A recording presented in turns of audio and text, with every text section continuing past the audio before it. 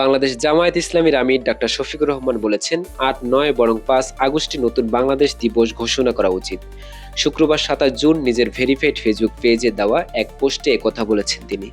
এর আগে গত বুধবার ছাত্র জনতার অভ্যুত্থানে আওয়ামী লীগ সরকার পতনের দিন ৫ আগস্টকে জুলাই গণ অভ্যুত্থান দিবস, অধ্যাপক মোহাম্মদ ইউনূসের নেতৃত্বাধীন অন্তর্বর্তী সরকার গঠনের দিন ৮ আগস্টকে নতুন বাংলাদেশ দিবস ঘোষণা করে পরিপত্র জারি করা হয়। এছাড়া গণ আন্দোলনের চলাকালে রংপুরে পুলিশের গুলিতে আবু সাঈদের নিহত হওয়ার দিন ১৬ জুলাইকে শহীদ আবু সাঈদ দিবস ঘোষণা করে অন্তর্বর্তী সরকার।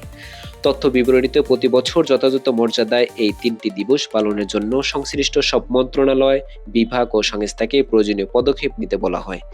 বিবরণীতে আরও উল্লেখ করা হয়, ৫ আগস্ট জুলাই গণ অভ্যুত্থান দিবসকে ক শ্রেণীভুক্ত এবং বাকি দুটি দিবসকে খ শ্রেণীভুক্ত করা হয়েছে। গত বছরের জুলাইয়ে সরকারি চাকরিতে কোঠা প্রথা সংস্কারের দাবিতে ছাত্র জনতার আন্দোলন শুরু হয়। ১৬ জুলাই রংপুরের বেগম রোকেয়া বিশ্ববিদ্যালয়ের ইংরেজি বিভাগের শিক্ষার্থী আবু সাঈদ গুলিবিদ্ধ হয়ে মারা যান। তিনি ছিলেন জুলাই গণ অভ্যুত্থানের প্রথম শহীদ। আন্দোলনের ধারাবাহিকতায় গণ অভ্যুত্থানের মুখে গত বছরের ৫ আগস্ট সাবেক প্রধানমন্ত্রী শেখ হাসিনা পদত্যাগ করে ভারতে পালিয়ে যান।